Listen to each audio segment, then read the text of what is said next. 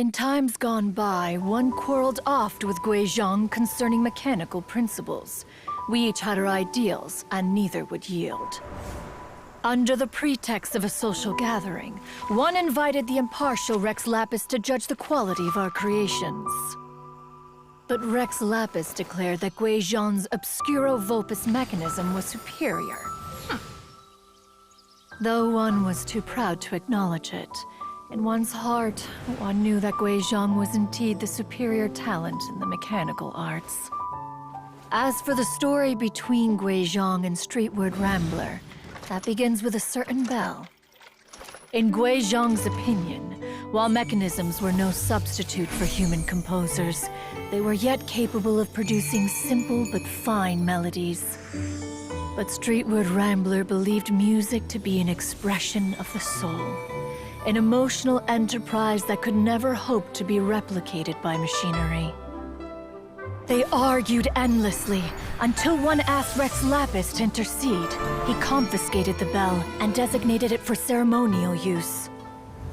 Thereafter, one would often find them convening in the mountains, discussing music, mechanics, and all the affairs of the mortal world.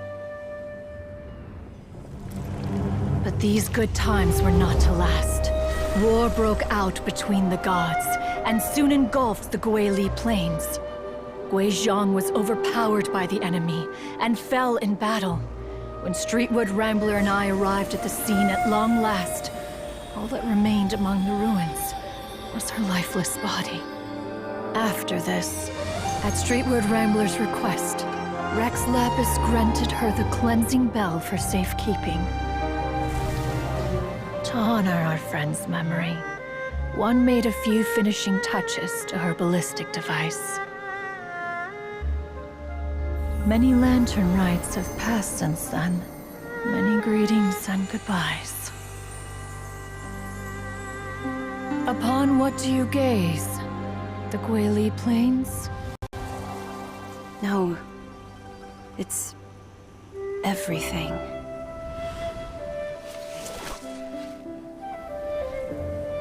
We think of human life as like a lantern that's lit one minute and extinguished the next. But are we Adepti so different? Perhaps as dust settles after a storm, we too must one day return to the world.